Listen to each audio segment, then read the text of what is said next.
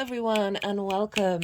This is the All 12 Signs of video series for the Taurus Lunar Eclipse, which is happening on the 28th of October 2023. I will be reading for Scorpio and Libra in this video. My name's Chloe. I work with card divination, astrology, and I channel energies through my body. As you can see, my hands are moving around right now. This is independent of my conscious thought. This is channeling energies from different dimensions to help us heal, help us clear stuck energy, and open up portals to get the downloads from source into our soul's frequency. It's kind of like a form of light language, what I do. It's just one of the ways that I channel, and I like to incorporate all of these things together to help you get an idea of what kind of energy you're playing with the astro weather for each lunation. I recommend those of you who do know your time of birth and you have your birth chart is to always clock in with the rising sign first. This is the first house in the chart, in the wheel. This is where your ascendant is. Each sign will, in this series, they'll always be as if they're in the first house, or the astrology will apply to that sign as if it's in the first house. However, this does not invalidate you looking at your sun or your moon, your Venus. This is a Taurus ruled moon, or any other part of your chart. I've just seen a big spider. Love it. Any other part of your chart, just look to where that sign falls in your natal chart. Look to the house that it's in, the themes of that house, and apply those themes to the messages that come through. It's as if that sign has now moved to the first house, but with all of the connotations of your natal chart. This will make it a bit more personal to you, and you'll get more a holistic understanding of how are different areas of your chart being affected by this eclipse. Right, I'm going to leave it at that, and I'm going to kickstart with Scorpio. Scorpio rising. How you doing, Scorpio? For those of you checking into the Scorpio energy and it doesn't fall in your first house, which is your rising sign where your ascendant is, look to where Scorpio falls in your chart. Look to the themes of that house and all the connotations of whatever else you've got in there, whether it's planets, astrological points, and apply all that to the messages that come through. It's as if all of that Scorpio energy in your natal chart has now moved to the first house. So take what resonates and leave what doesn't. Regardless of whether Scorpio is your rising sign or not, Scorpio and Taurus are opposite one another. So across the board, Scorpio energy is receiving this in form of an opposition. So an opposition is just a straight line. It's directly opposite you. There can be an element of imbalance with an opposition. There can be an element of separation because there's, you're one side of the same thing, but you're like the opposing sides. I always like to bring in this infinity ring that, is that not zooming? Oh, I need to zoom out a little bit. Zoom in even. Out, yeah. Yeah, sorry about that. I thought I'd set up my camera properly. So it's not constantly chasing the zoom. Right, so I've got this infinity ring that I put on my wedding finger as a commitment to existing and commitment to the universe and how to basically life hack it, right? And so this very much represents an opposition because you've got either side, right? And they are far away from one another. But this is the acknowledgement, this blending of the two. They are two sides of the same coin, about finding a happy medium in between and knowing sometimes you do need to be out of balance, but it's with the knowledge that things will have to right themselves, right? So we're always trying to find the middle path. And so it is about finding that sweet spot between the Scorpio and the Taurus energy, and getting them to work together in a way that doesn't invalidate each experience. It sort of honors each experience, right? The self and the other, right? And through this opposition, we often find out a lot more about ourselves or that area of our chart than we would do if we were just sitting in it, right? With the othering. I mean, we're so good at othering in as a species, but that through that othering, we tend to understand ourselves and also see the similarities in ourselves as well. So oppositions, they're ruled by Saturn. It's a bit more of a hard aspect, and it is about finding balance, but it is also an acknowledgement of one side of self that's coming to the forefront. So that is the general vibe for Scorpio and Taurus. I am pulling cards for 3 piles. The first pile is the lead up to this eclipse, and so that is like there's 3 stages with this one. So we're getting a little boost from what we downloaded in that Libra eclipse. we're getting like a mini culmination point, a visibility point of what's been downloaded. Just sort of tapping on my heart chakra now. It's also the last 6 months from the Taurus new moon that we had in Taurus season, where Jupiter had just entered Taurus. Jupiter's very much involved in this eclipse, so it's everything you've been working on since then, but it's also the final eclipse in the Taurus Scorpio axis that we had 18 months backwards from July this year. So this is like the final eclipse we're going to have with the North Node linked into the North Node in Taurus for another 18 years. So this is like a big culmination point, a release point, a celebration, a big download, a shift of energy that is going to be impacting that striving for this area of our lives and how that integrates moving forward. So there's 3 big cycles that was being sort of closed up with this Taurus eclipse. Speaking of the eclipse, I've done a collective reading for this eclipse. Pull a tarot card every time I say eclipse. But in those collective readings, I get a bit more esoteric. I talk more about the soul's journey and certainly spiritual practices that I find work in practice for me. Also self-help, like finding inner peace energy, or I always talk about things that I've only worked through myself and see results in. Like, so if you want to get a bit more of a bigger understanding of the astrological layout of this narrative that's being downloaded into this eclipse, do go check out that collective reading. I break down the astrology in way more detail. I pulled collective tarot cards. We've got the oracle cards here actually with this all 12 series. And sometimes the oracle cards don't want to come out in the collective reading. They didn't in this one. They're going to get their own reading, which I think will be the last thing that I do. So come back and check, because the message that came through with that is it was reiterating what came through in the collective reading, but doing so in such a beautiful way. I might touch on the 4 that are up during the reading. So that's the lead up to the eclipse. And then the second pile is the energy of the eclipse itself. So this can be things that are happening to you around the time of the eclipse. However, in this channel, I like to focus on what downloads are coming in. Okay, so lunations in general, for me, these are portals of downloads. These are upgrades. These can be defragging. You know, it's very easy to use computer terminology, which is very funny. But these are all things that have been spiritual practices for thousands of years before the computer turned up. But it is these sort of revelations, right? That's another word that you can use that can come through. These energetic shifts in our energetic field that then we incorporate into the 3D. This is what's coming down in lunations in general, but also this is an eclipse. So this is big energy. Why is it big energy? Well, say for a new moon, you've got the sun and the moon at the same degree. Right? They're on the same vertical axis, but they are not on the same horizontal axis. So with eclipses, these are the only times when the sun and the moon can fully cover one another, or just be, I think we're a partial for this one. And this is when you've got the horizontal and the vertical axis meeting in time and space. You've got the 3D linear time of the horizontal of the moving forward, and you've got the vertical spirit source energy all combining into this eclipse. So you're dealing with a bigger narrative. You're dealing with a bigger download. And through that download, our vibrational frequency changes that then situations then match that are getting us in alignment with our soul's journey, right? These are big narrative points in the year.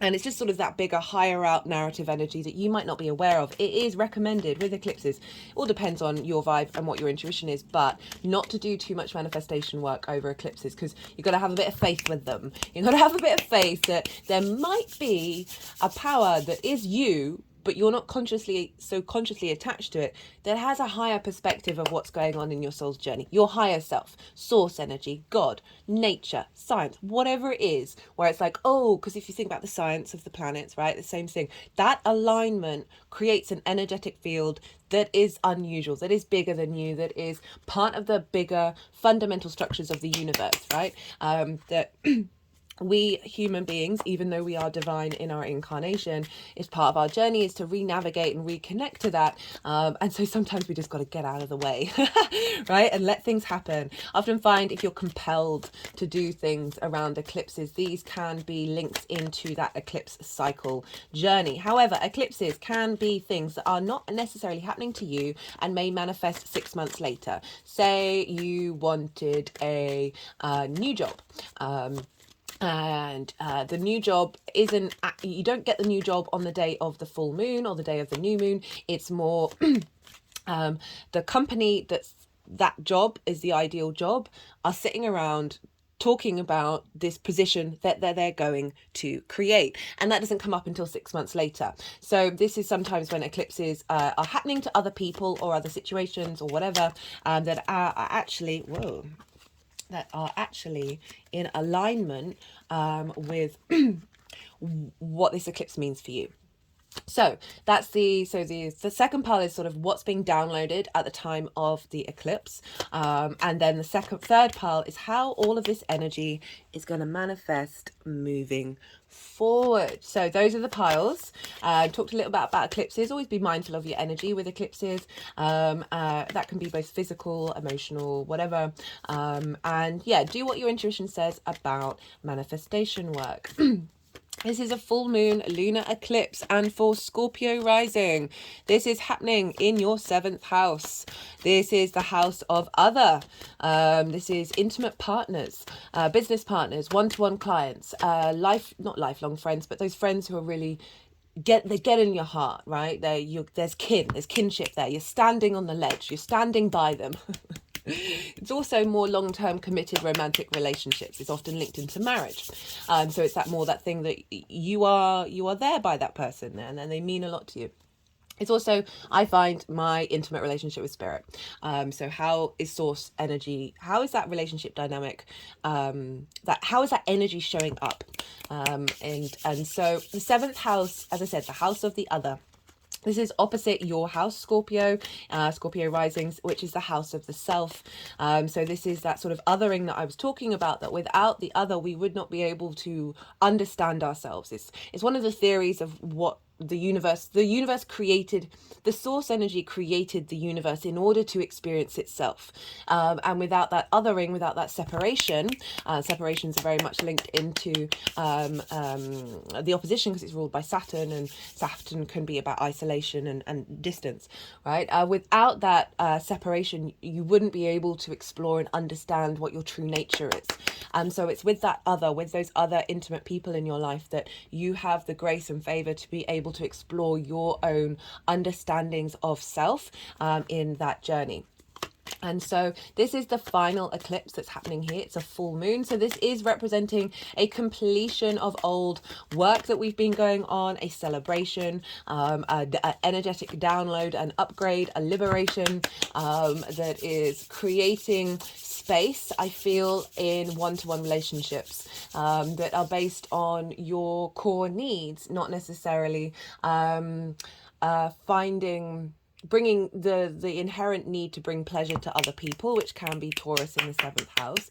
This is in an alignment with relationship dynamics that are going to allow that to be given back to you as well. So let's talk astrology. This moon is in Taurus. The moon is exalted in Taurus. What does that mean? Well, each celestial body is exalted in a sign, and the moon is in Taurus. So the moon represents our emotional body, our needs. How do are our needs being met? How do we nourish others? How do we nourish ourselves, as well as our intuition? And the moon, because it moves so quickly, it really benefits. So it's constantly in flux, right? So it really benefits from being in Taurus, which is a fixed earth sign. So it's being grounded, right? But not only that, it's ruled by Venus, and Venus wants us to feel good in the 3D world. And so whenever the moon is in Taurus, admittedly, it's been a very rocky last 2 years with those eclipses being in Taurus, as well as since, when was it, 2018 with Uranus there. So it's been a different vibe when the moon's been in Taurus. But just generally, like, Venus is saying, hey moon, what do you want? What do you need? How can I facilitate you?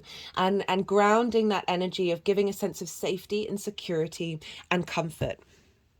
So what's that saying? The moon's really happy in Taurus. And not only that, but Jupiter's now in Taurus, was just entered Taurus at the new moon that we had in Taurus. Taurus, Taurus, Taurus, eclipse, eclipse, eclipse. Pull a card every time. Wouldn't that be funny? Oh, speaking of Taurus, this is the Taurus card. Oh, there can be such jokes as tarot.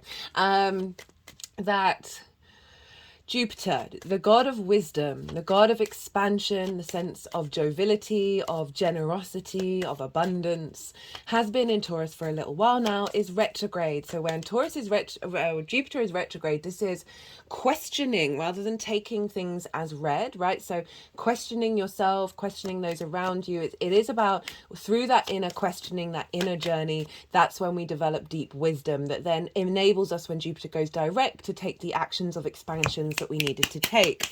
And so Jupiter is conjunct the moon, and Jupiter makes things big. But it's a retrograde, so it's making our internal space bigger, right? The channeled message that came through for the new moon in Taurus was a soul upgradation into our physical senses. Taurus is the earth sign, it's the personal earth sign, so it's linked into our physical senses. How do we connect to this 3D world? Through earth energy, that sort of touch energy. And the fact that Jupiter is now conjunct this moon, is retrograde, is providing a great space within the self, in the physical body, for the soul to integrate into the cells, into the senses. And so just in general, there's a sense of expanded wisdom and elevated wisdom within yourself in relation to one-to-one relationships. This can be a culmination of a particular framework that you may have been working on. A particular framework that you've been working on that needs to be let go of, and there's a completion of that, as well as, because we're doing so many things on parallel, as well as working on things and transmuting the energy, we're also leveling up at the same time. We're shifting and getting to understand what is the nature of what I need from a one-to-one relationship. Like how do I show up? Like what does that look like? Where's the priority in that dynamic? And so this can also be both a clearing and an expansion of what your understanding of you in relation to one-to-one relationships mean. And also, as I said, this connection with spirit as well. So it could be a culmination of receiving messages through the physical senses as well, with that Taurus energy. This could be a boost of one-to-one clients. This could be a culmination of a really good relationship with a business partner, or bringing in a new frequency that then brings in these opportunities, as well as a celebration point in romantic relationships, perhaps spending time with friends, intimate friends over the eclipse. But just in general, like reorientating yourself and getting yourself in alignment and in balance with one-to-one relationships.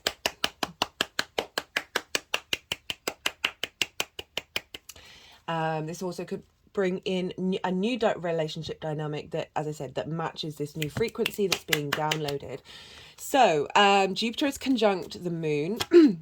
And so now we're going to look to Venus, because Venus rules this moon. And whereas Venus is over in Virgo, she's making her trip through Virgo to help us to help us connect to deep nourishment that is alleviating inner judgment and self-criticism, that's more in alignment with the heart space. Obviously the heart only judges because we feel scared and we feel vulnerable, and we're in the space of fear and conflict. And I really feel like Venus's journey through Virgo has been generally sort of easing the salve around that, using salve on the wound around that, and helping us connect into nature that is acknowledging that we are part of an ecosystem, right?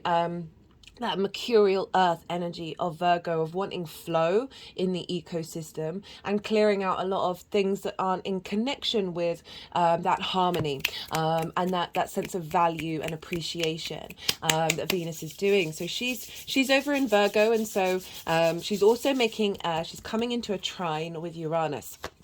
Uranus is in Taurus.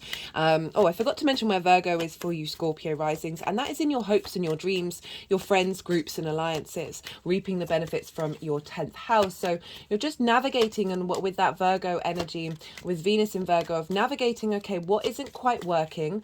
Where can I find peace? And from that peace, how do I get creative? Right, so these are like the Venus tools, right? Peace, diplomacy, creativity and love, right? So finding that inner peace in your hopes and your dreams, figuring out what isn't quite in harmony, in balance, and then getting creative to bring love into that. And so with this trine to Uranus, trines are an aspect of Jupiter, elevation, expansion, or wisdom. And with that wisdom, we get a deep sense of knowing that helps us get in alignment with flow, opportunities, this sense of luck that we can get from that because we're more in alignment with our soul's frequency. Oh, my spine just went really straight at that one. And so we've got two earth signs talking to each other, Uranus and Venus. Venus is fusing Uranus with a sense of love in its through its liberation, right? I really feel like liberation is quite a strong word for this full moon, and Uranus really wants to set us free, and Venus is going, okay, hey, let's get practical about that. How do we facilitate that? Because Virgo can be very practical. How do we bring flow and nourishment into this liberation process?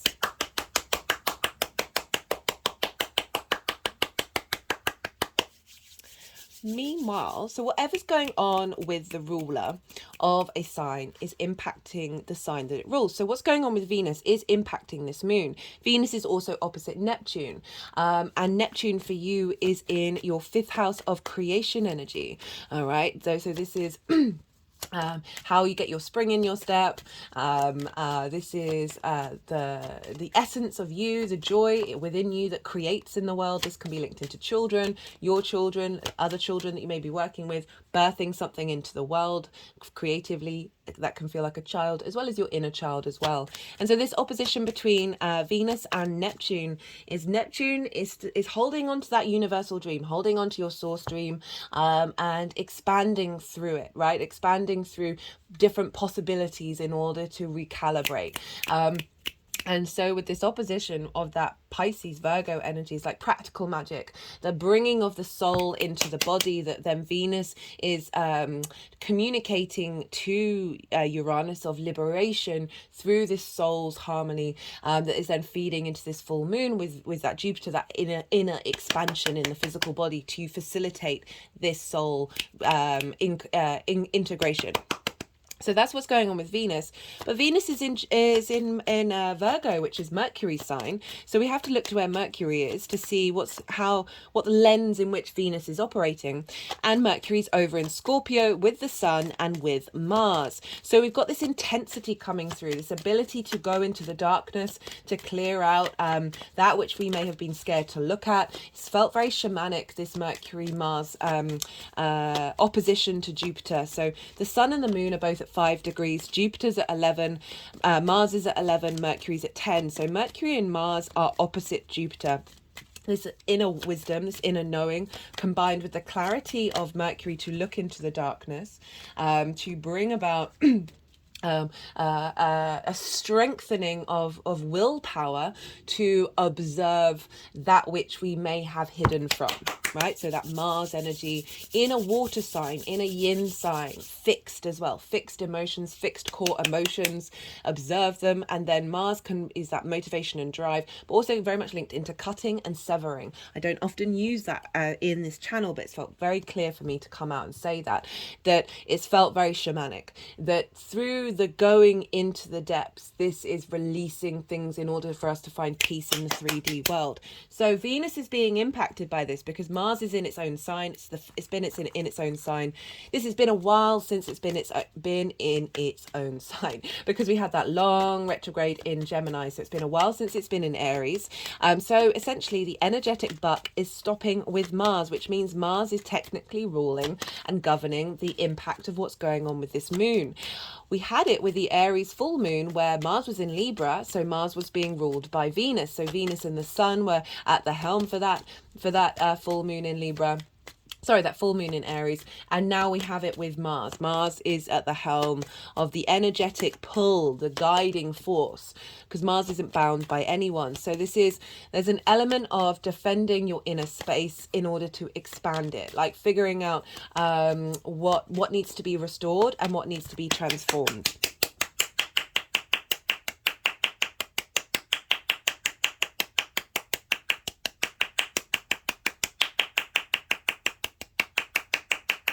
And you have all of that in your first house, right? So you've got the Sun, Mercury, Mars, all in your first house of being able to find the clarity. The Sun, wherever the Sun is, we get vitality. Find the clarity and vitality to surrender.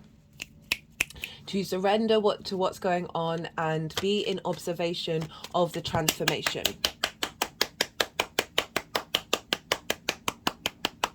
And it's fixed energy, and fixed energy can really struggle with change, right? So there's an acknowledgement of discomfort. I got discombobulated was a word that came up in the collective reading, that the energy has been very discombobulated, that it's okay, right? It like transition, change, shift, elevation, whatever it is, that it can show up in strange ways that might not seem as what they should be, because there's an element of raising your vibration so everything feels a bit better. Well, sometimes your body's got to catch up to that.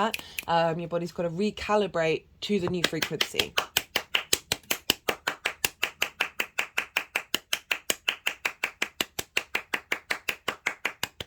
So there's been a lot of clapping with this eclipse energy, because Mars Mars can be linked into drumming, that sort of the momentum, the movement, the rhythm, the passion, the drive to keep going.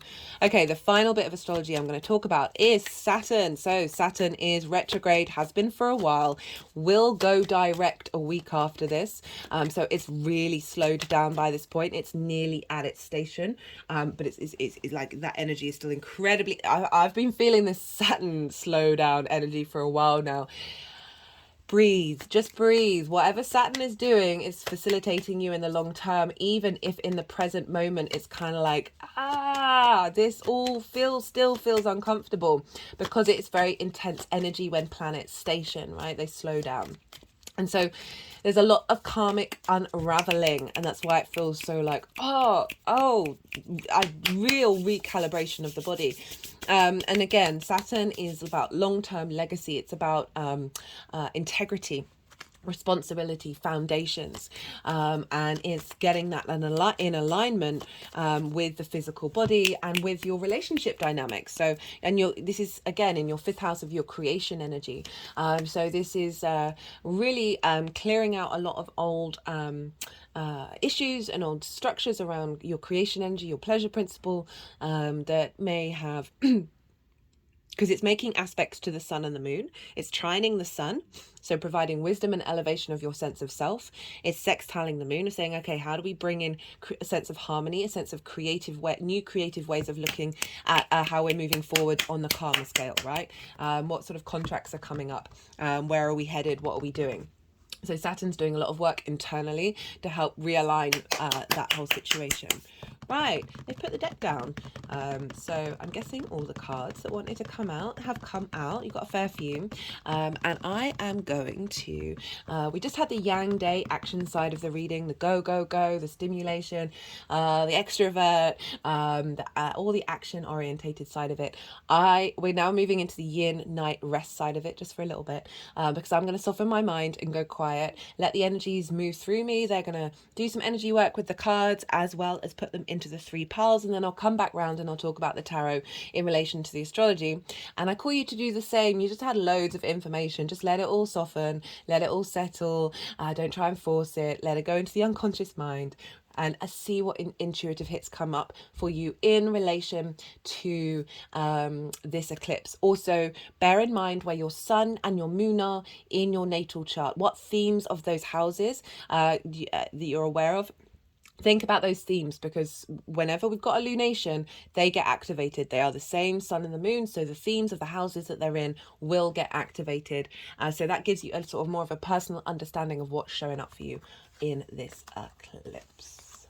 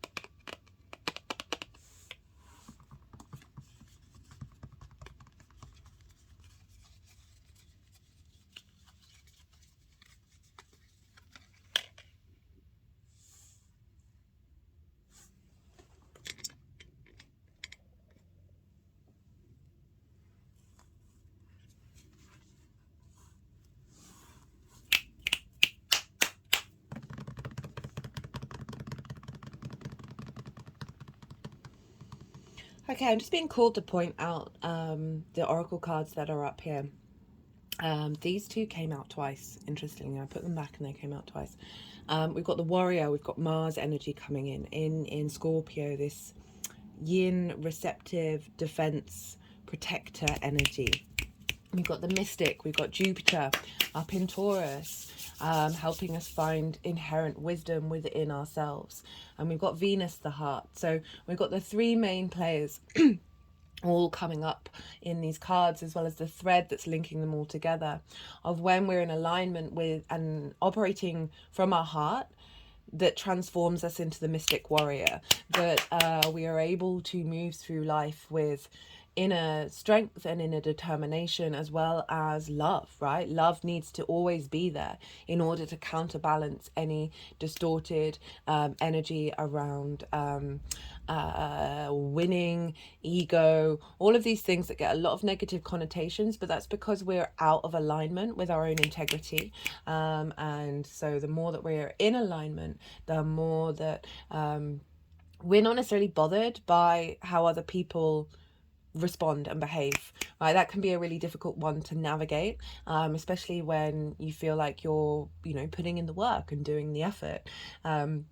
It can be really heartbreaking when you don't necessarily get that back, and how you can lose that heart energy. And I always find, when no matter what, always trying to tap into the heart first above everything else. Like, a question I like to ask myself when I'm not feeling at peace, I'm like, why am I not feeling at peace? And if there's a situation or whatever it is, I always think, well, why am I giving my power to that situation? What is it about that situation that is highlighting something within me where I feel like I am not valued, or my power's been diminished? Like, all sorts of different things that with one-to-one relationships, these things can come up. And it is that slow journey of acknowledging your own inner sovereignty. And I think I'm talking about this just because the cards that have shown up are showing that you've gone on quite a journey of navigating quite some really heavy stuff, right? Not surprised, Scorpio. But also having fixed signs. These are angular houses, 1st, 4th, 7th and 10th. These are pivot points in our charts. And so you've got this eclipse in the 7th house, which is an angular house, and it deals with a lot of issues that are actually related into codependency, neglect from parents. All of those things then get recreated out in our one-to-one relationships. And so often the energy that we are putting out come like deep in the unconscious mind, deep in there, that can often feel very confusing, of like, why is that showing up? Like, what's going on? Why does that keep showing up? And these are always times of valuable lessons, and it really looks like you've spent some time navigating this, because we got the 9 of Cups in reverse. So the 9 of Cups is kind of that sense of gratitude, that wish fulfillment, that confidence that things are going to turn out your way, and it's in reverse, so it's kind of implying a lack of that, a feeling that it is never that.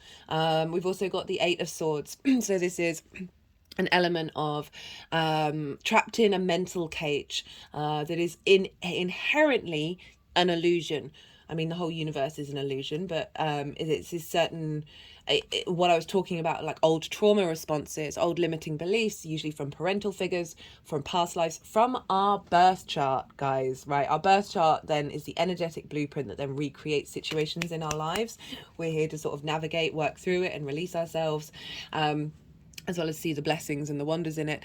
That there is an element of, through that, we are capable of breaking out of this illusion. We've got the 5 of Wands. So these are all really sort of they're difficult energies of navigating, of who am I, what do I want from other people, like what does intimacy even mean to me? I've got the 5 of Wands. This is kind of like chaotic energy. There's movement, but there isn't momentum. It can be playful, but with these other 2 cards, I'm kind of getting, it's more like that frustration of things just being a little bit in conflict. It's not like big heavy stuff, but potentially heavy stuff, but certainly just that frustration of why aren't things moving forward in the way that feels right in my soul, right? So often there's a lot of stuff blocking in the way of that energy, that the only people who can do the work is ourselves. right? And yes, we have expectations of how we want to be treated, but there is an element. I talked about this in potentially the Libra reading, about how a lot of our social dynamics are based off of scarcity, a scarcity feeling of lack, of we're not going to get another opportunity, and we can often then engage in dynamics that we have emotional bonds to, but we don't have depth with. If that makes sense. Like there's this, it's a superficial engagement because you're constantly in that self-sacrifice, or there's constant sort of energy that is getting you to second guess yourself. Yes, you need to work out why you're second guessing yourself and take the blame off the person. And they are often very much soul family that are helping you get to that point. But moving through that in a way that is like, shouldn't be it. This shouldn't be it. And we've got it with the Two of Swords crossing this energy. This is saying that there's a element of going inward, but not quite fully. It's the element of you've gone inward, but I feel like it's also putting things into practice, because in order to navigate through this, it's obviously a longer eclipse cycle, because the Hangman's upright with the King of Swords, which is saying it's kind of condensing a journey here of it's both been going inward and then putting that into practice. So the Hanged Man is about higher perspectives, when it's it's the only figure with the halo, about sort of divine wisdom, and the upright is about moving out of that cultivation of it, but then starting to put it into practice, because that's the kicker, right? We can be in this state forever and think that we've got it. It's when it goes upright and you've got to go out into the world and you've got to be like, okay, how do I put this growth that I've done, this meditations that I've worked through internally, into practice? And it's come with the King of Swords, which is more sort of knowing what you think, having clarity in the situation, and being able to make decisions in your mind about how you are being affected by this frequency. So there's a sense of a difficult journey that we all have to go on in terms of intimate relationships, most of us anyway. And that's even the intimate relationship with spirit as well. That is a practice that needs to be implemented, but it's an important practice to work through, even if it's uncomfortable. Not necessarily getting uncomfortable from here, just a level of commitment that's kind of like, when will it end? Right, we've got change of situation going on here. We have the energy being downloaded at this full moon. So this is the big eclipse, the finale energy, what's coming through, and this is just the complete shift of energy drive, right? So we've got the Ace of Cups, we've got the Hierophant. The Hierophant is the Taurus card. And so we have this renewal of connection, of emotional abundance and peace, right? Peace here. We've got the dove of peace. There's a sense of overflow, of abundance rather than lack and scarcity. We've got the Hierophant, which is deep wisdom put into practice, right? So I was talking about things being half put into practice. The Hierophant has studied for a long time, has put things into practice, and is then able to communicate those practices to others. But with this seventh house is kind of like a deep knowing. Like I've got another deck that will come out at the winter solstice, and the Hierophant card is the guru card. Be your own guru, and through this journey of being your own guru, it's brought an embodied wisdom within you of of knowing that it's that whole combination of love, and what does love look like, and how does that show up in our intimate relationships? When do we release old wounds around scarcity, lack, fear, conflict, all of that, in order just to be able to walk the path, right? And we often will get tested. It's not that you're not going to get tested, but it's certainly acknowledging that a different frequency is coming in, where a lot of what may have you've needed to go through is no longer it may be happening, but you're still at peace, right? You're still at peace with what's going on.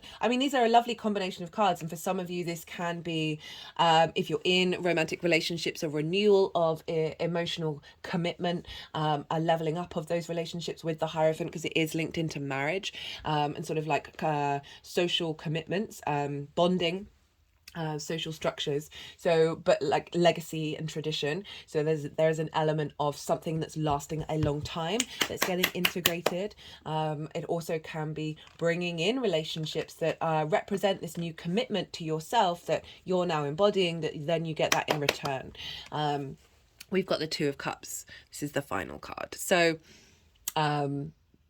this is, for me, this is unity, inner unity. We've got the masculine, the feminine, the masculine, and spirit, right? Not gender specific. We have all of these energies within us. We've got the caduceus, which represents the two snakes, which represents healing and healing, as well as the kundalini energy. These two cups are equal. They are looking at each other equally, eye to eye. There is respect, honor, devotion. And this can be your relationship with spirit, your relationship with yourself in the way that you navigate one-to-one relationships. They're just moving it over my heart chakra. A deeper understanding of self that then draws in relationships that then match this. You know, for some of you, this is a leveling up of whatever relationship is coming through, a sense of peace with others, as well as potentially bringing in a relationship dynamic that now matches that. Whether that's a business partner, friend, clients, actually could really, really resonate with that, of like you bringing integration to your clients, as well as and this is anyone in a work in where you're one-on-one, right? As well as obviously longer term partners that are in alignment. Right, I'm going to pull some clarifiers. I've been talking way longer. Let's see what wants to come through for Scorpio. We've got wild cards showing up. Okay, for some of you, something's going to come out of the blue. I mean, I'm always wary about saying that, called the Hierophant. Jokes. But this is eclipse energy. So this, with this being how it's manifesting moving forward, this can be something that's coming up around the eclipse that you're not aware of, that then manifests later on, as well as your energy, because of what you've gone through and what you're shifting, now feels like a wild card in your life where you're like, woohoo, where did this come from? Well, it's come from you doing the work. Trust me. But you're now building on whatever's come down with that eclipse energy. You've got the Hierophant, trainer, wisdom, understanding, mentoring.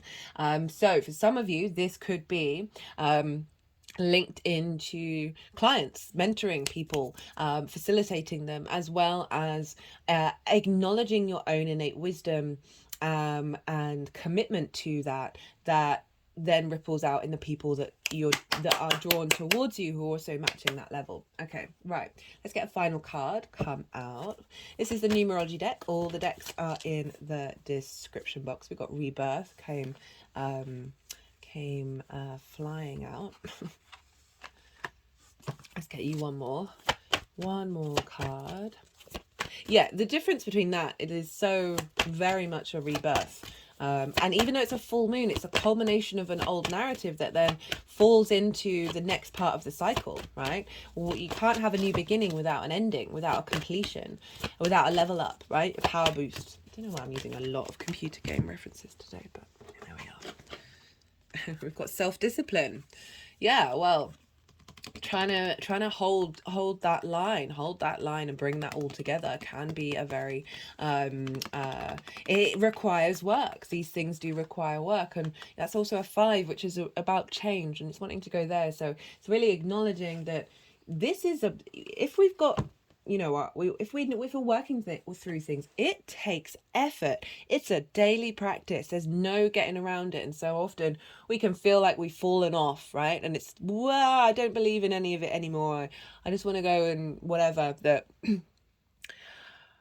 it's a cycle, guys. It's a cycle, and we need discipline in order to liberate, right? That's the ironic thing about it. Although there is part of me that fully believes that there is a part of my being that can just blink or think or whatever, and something will manifest into form. But gotta work through all this heavy earth energy first. Right, okay, Scorpio, I'm gonna leave it at that. I hope you enjoyed this reading. Be good to yourself, Scorpio. Be good to those around you, and most importantly, be well until we meet again. Libra rising. How you doing, Libra? For those of you tapping into the Libra energy, look to where Libra falls in your natal chart. If it's not in your first house, look to the themes of the house that it's in, apply all the connotations of all the planets you might have there or astrological points, and bring that all, with that, all that information, apply that to the messages that come through. It's as if that Libra energy with all the connotations of your natal chart have now moved to the first house. Right, regardless of whether Libra is your rising sign or not, Libra and Taurus are what's called in conjunct one another. This is when two signs this can be a bit of a difficult energy. And why is that? Oh, that's quite a few. Do we want or do we? Nope. Sometimes yeah, it's I have to figure out, I have to soften my mind in order to let things come through. See whether those are the cards that are wanted. Anyway, what was I talking about? In conjunct, what is that? So it's when these two signs have none of the three main things that they can have in common with one another, right? You've got the yin yang energy, the day night energy, we've got the element, and then the modality. So Libra, you are cardinal air and you are yang, day in nature. Taurus is fixed earth and it's yin, night in nature. So you're dealing with 6 different energies that are trying to work together. So this is why it can be a little bit like, because it's trying to get everyone on board and find things in common. However, so this is like kind of grinding your gears, a bit of like frustration, because it's like, I don't understand this energy, they don't understand me. And what the magic with this one is, even if it's a bit difficult and takes a little while to get to grips with, this is when you do, you're then using 6 different energies to create something new. It's a very innovative energy. It's very inventive. So it's helping us break out of boxes, break out of patterns, but it can be a difficult, discombobulating energy. But Taurus and Libra have something in common. They're both ruled by Venus, so there is a common denominator. We get this with Scorpio and Aries as well, and so there's a respite there. There's a little flow that comes between those two signs.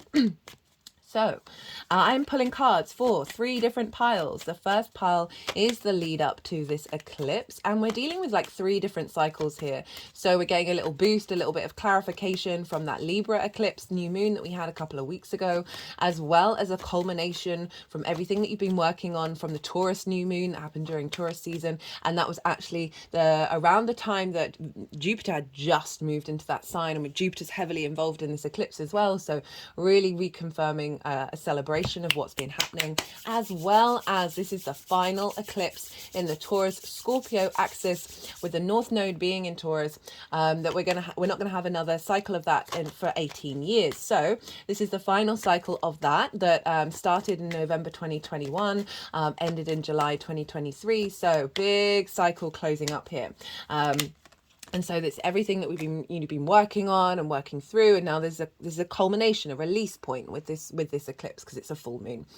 The second pile is the energy of the eclipse itself. This can be things that relate to what's happening around the time of the eclipse, but in these readings I like to focus on how this is like an energetic download, right? This is an upgrade, and a sort of can be defragging as well, of clearing out old clutter in order to liberate and bring in a new vibrational frequency. So I feel this way with lunations in general, that these are portals which we receive information that we then go and integrate and apply moving forward. So that's why I focus more on this, of like, what energetic download are you getting at the time of this eclipse, that then will then create situations that are in alignment with this new energetic frequency that you're incorporating. The third pile is how this energy is going to manifest moving forward. So we're dealing with eclipse energy, guys, right? I've done a collective reading. If you want to go check that out, So that's in my collective readings. This is where I get a little more time to talk about the soul's journey, spirituality, source energy, also tips and practices that I use for my own inner peace and establishing that and channeling and all of that.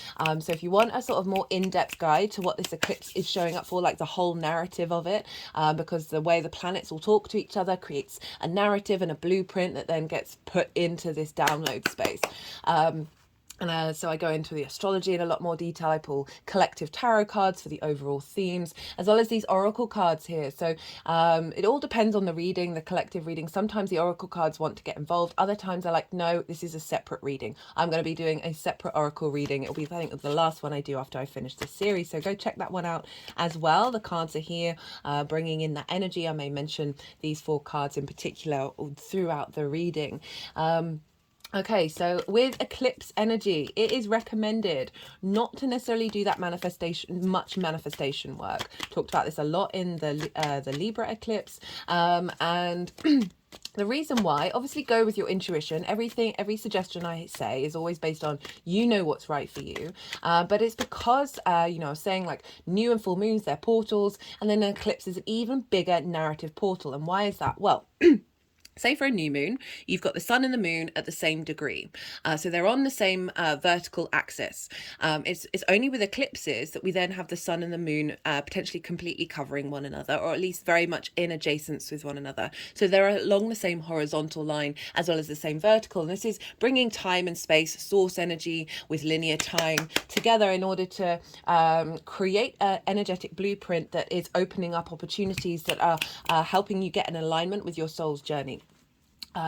So often these are things that are outside of our control, or certainly outside of what our conscious mind may wish for. But actually it's one of those things where you've got to have faith to the sort of a higher power, whether it's that science and how that energy is very specific in terms of the sun and the moon coming together, as well as source energy and nature in general, right? Whatever, God, whatever word you want to use, of just having a bit of faith around eclipse energy. Usually it's based on what we're compelled to do around the time rather than planning, right? And so often with eclipses, it can be something that's an event that's happening at the time that isn't directly connected to you.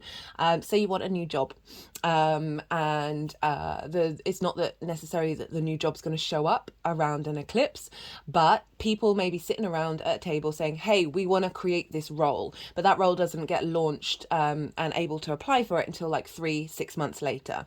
So these are all situations that are things that are happening behind the scenes. They can also be really upfront.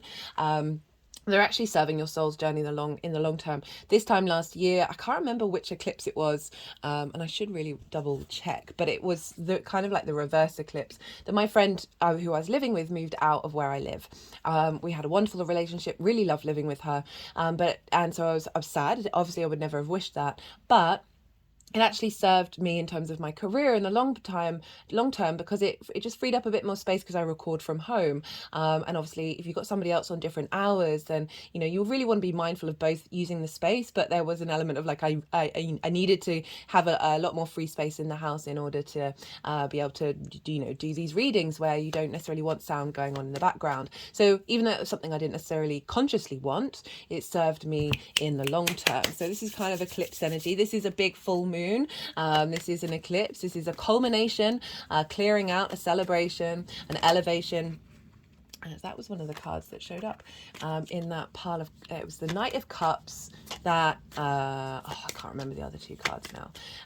Right, so this is a big release point. And as I said, it's covering up a lot of cycles. Right, let's get into the astrology. So for Libra rising, where is this happening? This is happening in your 8th house. This is the house of the give and take between you and the outside world. This is inheritance, 3D or cosmic inheritance. It's linked into more big chunks of money that aren't regular. That's the 2nd house of the regular income. This can be a bonus, this can be taxes, mortgages, stuff like that. But I like to focus mostly on the give and take between you and the outside world, you and the universe. That kind of reciprocity of time, money, things, energy, ideas, intimacy. So whereas the 7th house is sort of like, what is it So I'll use an example of my chart. I've got a air sign in the 7th house. I've got Aquarius. And I really, one of the things that I really connect to people with is sort of talking about philosophies, talking about the bigger pictures, right? The sort of the universal collective ideas, Aquarius energy.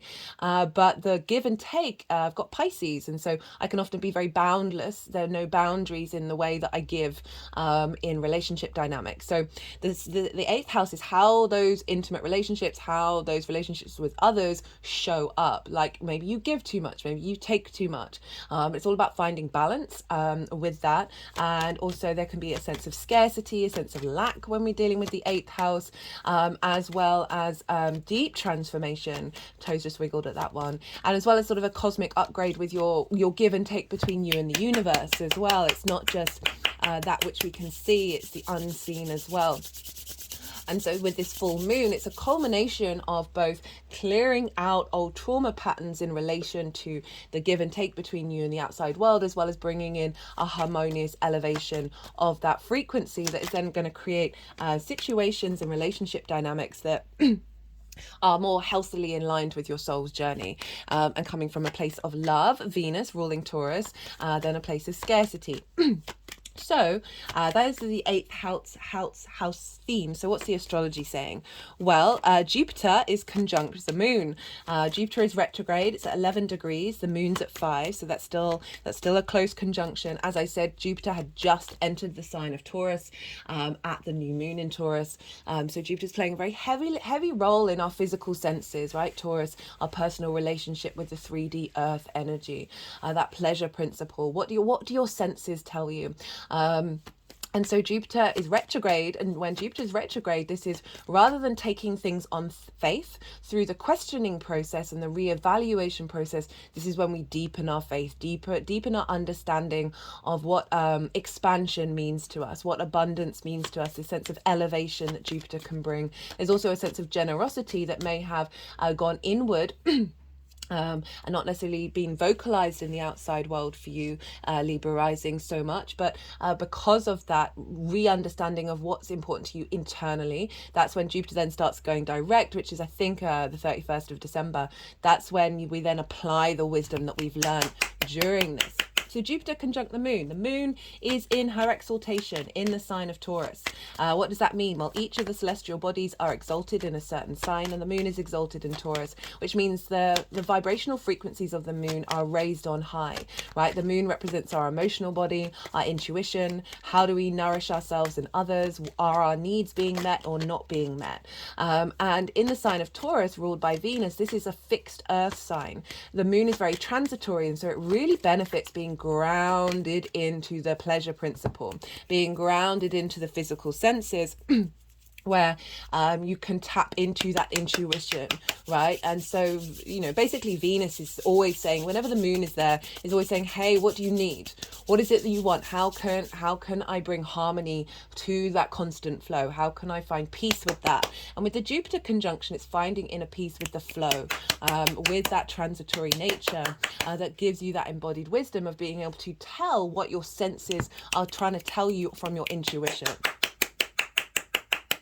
There's also an inner expansiveness that Jupiter is bringing to these relationship dynamics, to your relationship with the outside world, that give and take, that is allowing our soul to integrate even further and being part of a completion cycle of that particular part of the cycle with that soul integration into our physical senses, that perhaps is getting more understanding of where a trauma response may be cropping up in this give and take, where limitations may be blocking up, and this retrograde Jupiter, this inner Jupiter, is helping you find the wisdom to be able to navigate that and move through that is in alignment with your soul's frequency, rather than codependency relationships or over taking from other people's space because you may not have got that. You may have got what you needed when you were a kid, right? All of these things are manifest from trauma and limiting beliefs. So a real big inner space with your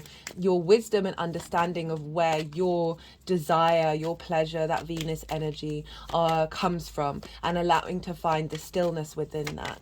Okay, so what else is going on? Well, we'll look to where Venus is, because wherever Venus is, because she rules Taurus, is impacting the flavor of this eclipse. And she's over in Virgo, which for you is in your 12th house, your hidden house, your house of mysteries. And this is a place where anxiety, depression can be, as well as grief and loss, because it's the constructs of who you are, and so much of that can be a reflection of difficulties that we've gone through. Underneath all of that is your soul's magic, right? Underneath those trauma responses and limiting beliefs is your soul's magic, that which is very within you that you may not be able to fully access.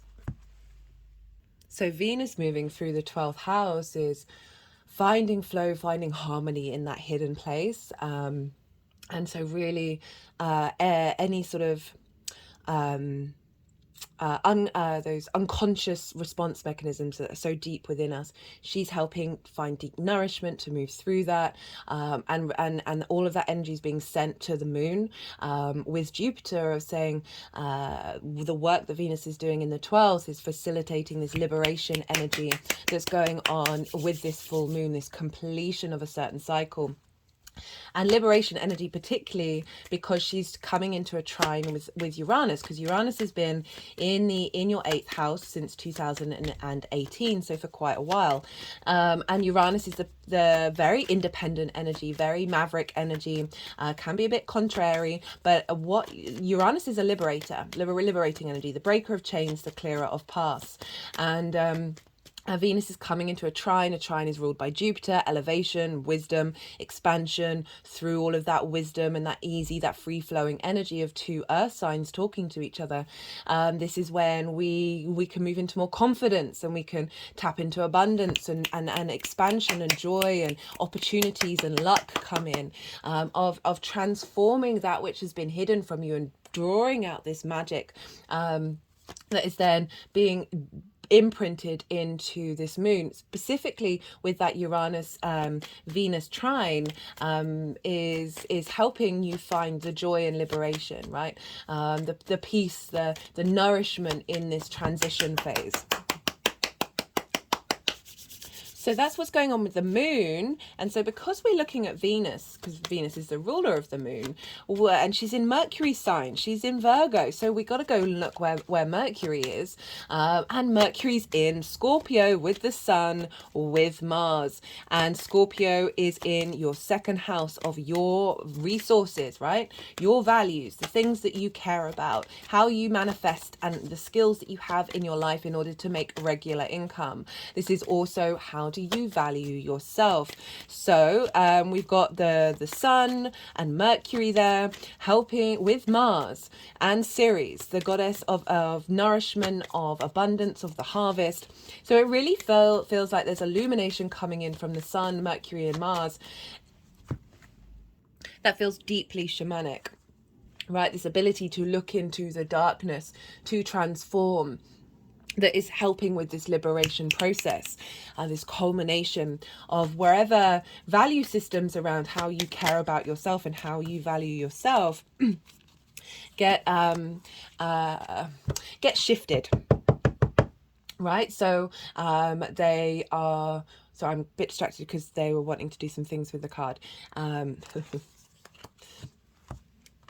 Just got some interesting energy around my throat chakra, energy of being able to communicate your needs, a sense of, because we've got Mercury here as well, communicate and understand deeply your sense of value in yourself, that is providing this liberation of bringing in a new vibrational frequency of how that sense of value translates into your relationship dynamics, right? And how the given exchange of that is magnified by that and transformed by that. Because Mercury is in Scorpio, which is ruled by Mars, traditionally, and Mars hasn't been in its own sign for a long time. Remember, we had that Gemini retrograde, and so that was ages ago, over a year ago, that it was in the sign of Aries. which is its own sign. So Mars is in this yin energy. It's more defense mode. It's more strategy. It's more making sure that you are protected. But it's also, Mars is your motivation, drive, your passion, but it's also linked into cutting and severing. And that's not a phrase that I usually use when I talk about Mars, but this feels very, very right. This sort of the piercing clarity that Scorpio can have. It can be very cutthroat in a way. It can be quite brutal in its honesty. And it really feels like this combination of these planets, Mars and Mercury, are opposite Jupiter at the time of this, that there's a sense of balancing out this deep inner knowing, this inner soul expansion that Mars and Mercury are facilitating by transmuting and composting whatever energy that has distorted your sense of value, have distorted your seeing clearly the skills that you have that you can share with the outside world, the give and take, like what you have to offer, what you're contributing to society with, and yourself.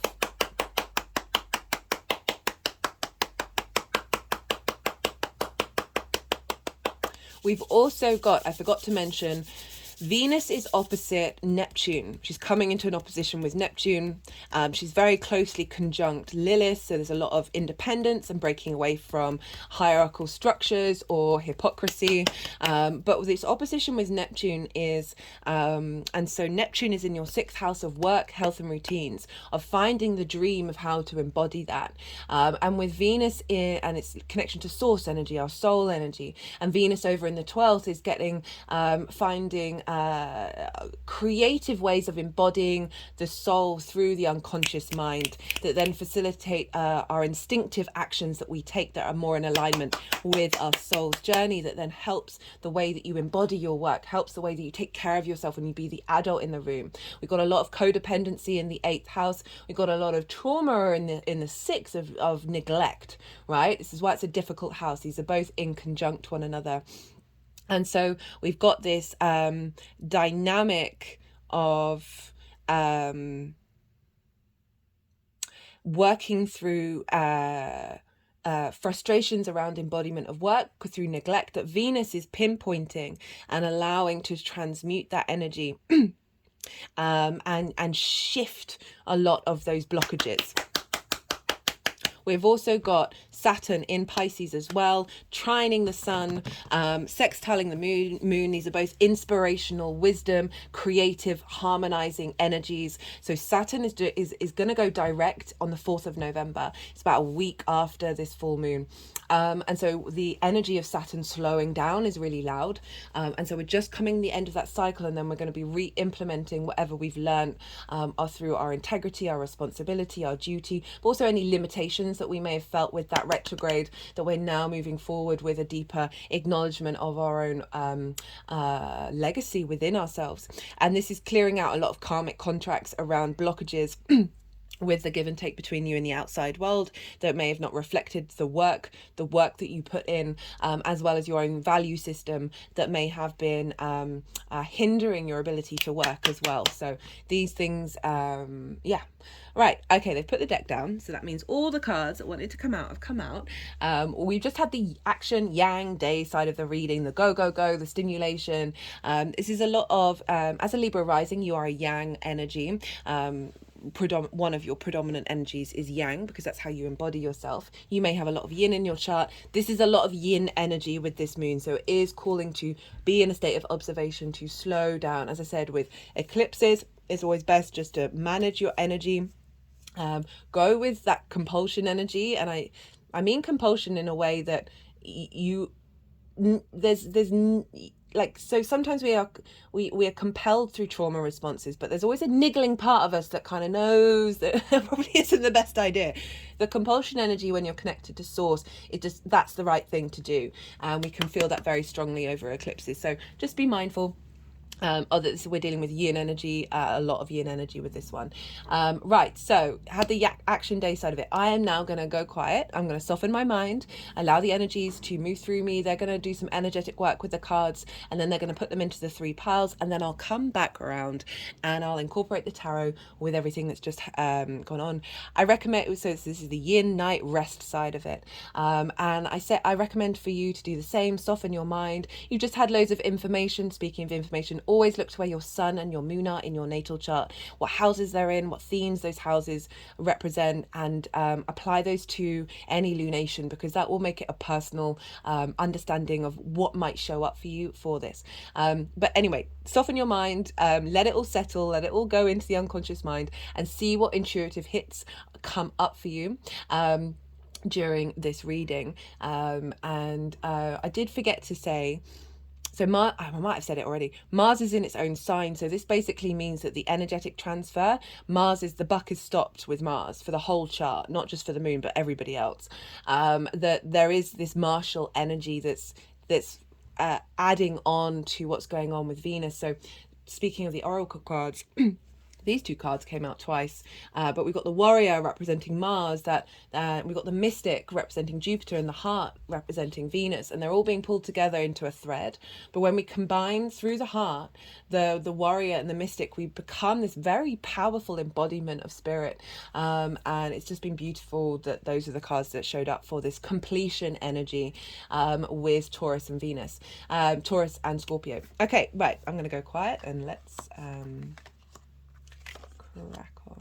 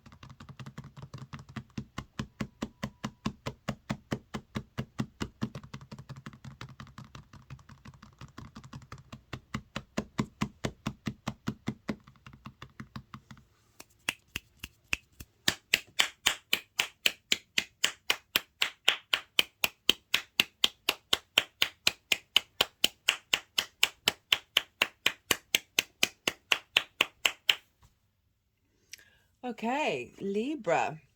So the energy leading up to this eclipse, as I said, 3 different cycles, from the new moon in Libra, from the new moon in Taurus, and from the beginning of the nodes being in Scorpio and Taurus. We've got the 7 of Wands, we've got the 4 of Pentacles.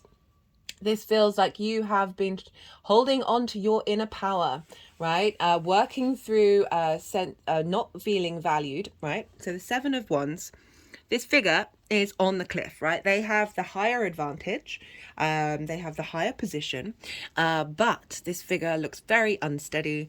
There's a sense of nervousness, of not knowing your value with the Seven of Wands. It's also sort of acknowledging that your value okay, that's not wanting to come through. So there's a sense of with this card, I always say, like, do you need to feel like you're in competition? Do you need to feel like you have to be on the defensive? Even if you're in a strong position, do you need to tap into that energy? And with the Four of Pentacles, right, for me, this card, I'm getting both of the messages that, traditionally, this is about being miserly and holding on to something. But I often, I rarely get that message come through. I'm getting half of that message come through. I'm getting the holding on part.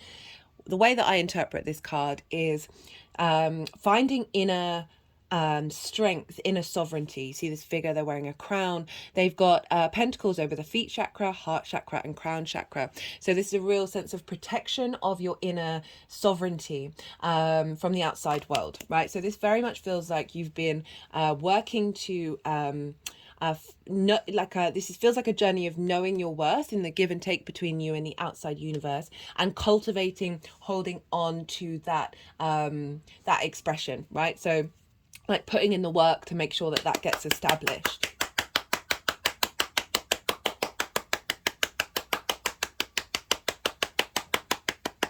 You know, Pentacles do mark out the retrograde phases of Venus. So Venus, a lot of protection coming in and supporting everything that you've been going on and doing. And she wants you to feel good in the 3D world. She wants you to feel safe in your physical body, feel secure in your physical body. And those two cards are really saying, like, shifts have happened, and I'm definitely getting the feeling of working on that and applying that.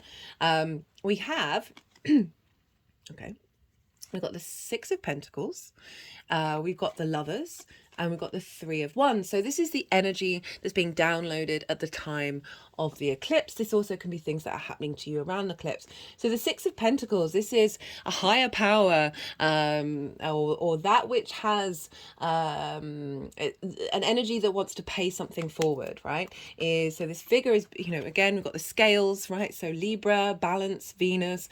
So these two figures, it follows the Five of Pentacles, where these two figures feel left out in the cold. They don't feel supported. The Five of Pentacles is actually a really common card to show up when I'm doing 8th house readings.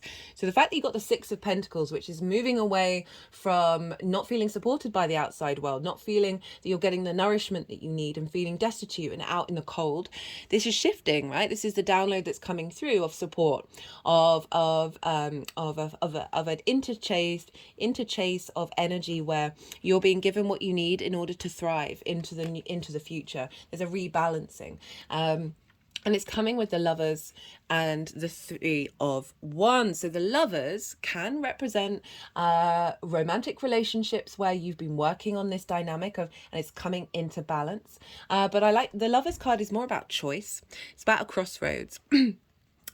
So we've got the masculine, feminine, and spirit here. We've got a big old mountain in the background, potentially a volcano, which is sort of acknowledging a higher integration of your energy that then puts you in a position where you are then able to make the right decision when opportunities arise, rather than say sort of codependent or scarcity mindset, where you for whatever reason this situation or this person is ticking a certain box, that you feel you've got a trauma response linked into connecting with this person or this situation or whatever it is, that these cards showing up is saying no. You're given time to make more aligned decision making that isn't based off of trauma responses and limiting beliefs, because you've got that Venus over in the 12th house is saying, no, we're clearing that out. We're bringing flow and a sense of love and appreciation here that is going to magnify in the exterior world. And we've got it with the Three of Wands. Now this is all about dominion. Again, if you notice, this person is also on a cliff, but they don't feel like they got to fight, right? This is a sense of knowing you've made the right decision. This is following the Two of Wands, which is getting the lay of the land. This is of how to then make a decision and move forward. This person is making the decisions that they need to make, that are starting a whole new journey. And look at all the sunlight. It represents abundance, and there's a confidence in what this figure is wearing. Like, they're able to incorporate quite a lot of different aspects of themselves and getting them to work together based off of your passions. We've got the armor of protection, we've got the green of the heart, the red of courage. And all of these are coming together, and for you to be like, no, I'm making these decisions for me, from knowing my value, knowing my worth. There's taking you on a new journey.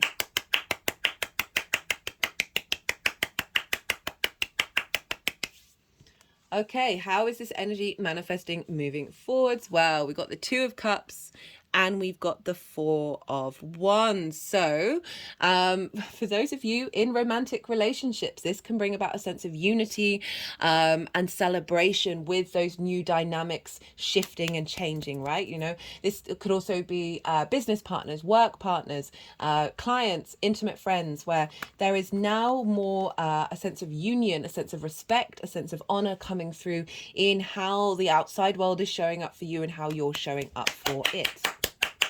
So that could touch on absolutely anything. This frequency is very much a sense of respect and honor, right? These two figures are eye to eye with one another. They honor one another. There's a deep sense of respect that come with this.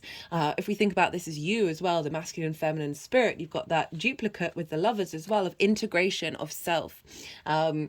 We've got the caduceus, which represents healing, and as well as the kundalini energy coming together. So these are all in union with one another. There's a sense of flow, there's a sense of harmony and balance as well. With the Four of Wands, which is about celebrating with like-minded people. This is about a milestone in your life. But I always link this into the harvest, right? So the harvest, a year, you've got to put in the work, and then you're bringing the harvest in. That's when everyone has a celebration. You're able to honor all the work that you've done with others. So this can be about collaboration with the outside world, that through this union leads to situations happening, leads to abundance, leads to milestones in your life shifting and celebrating with those around you. There's an element of collaboration that's coming in here because you are dealing with the outside world.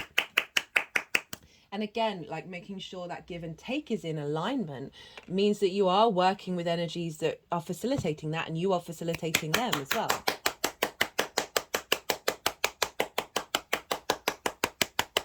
Okay, let's get some clarifiers for you, Libra. Whoa. The Hierophant came out. So this is Taurus. We've got wisdom, understanding, mentoring. So it's really flowing over the understanding. That Venus in the 12th is helping, whether you're conscious of it or not, helping release a deeper knowing around why behavior mechanisms, whether they are yours or the outside world's, are in force. And with that deeper understanding, as I said, even on an unconscious level, it's liberating and freeing up that energy and bringing in that innate sense of wisdom as well. So this also can be, because the Hierophant is often communicating to others, the value that you understand in yourself means that there's a culmination in receptivity of the outside world of what it is that you have to offer.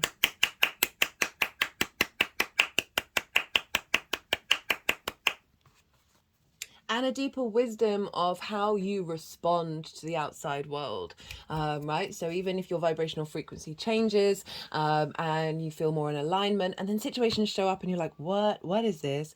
This is when you can just more at peace. There's an inner knowing, there's that inner guruhood of, it's not touching you in the same way. Remember, you're cultivating inner sovereignty in the 3D world, and that balance, that unity, that respect you have for yourself is holding fast. Okay, let's get a clarifier. This is the numerology deck. Let's see what wants to come through. All the decks are in the description box. Interesting. We've got physical activity. So one of the words that it says underneath the Hierophant is trainer. So because we've got a lot of stuff in Pisces that I was talking about, that health and routines. For some of you, this is a fulfillment, an upgrade of the way that you perhaps using the resources from the outside world to strengthening your body, as well as, I mean, I'm thinking physical activity of through this recalibration of being more at peace with the give and take between the outside world. You're just going out and about more. You're doing more out in the world. You're engaging more. You're moving more with others. Where it may have been a trauma response, or you may have felt like you've got other people represent competition. That this is kind of again, that collaboration energy coming up.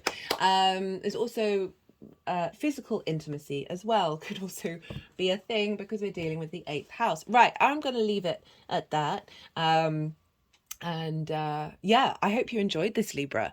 Be good to yourselves, be good to those around you, and most importantly, be well until we meet again.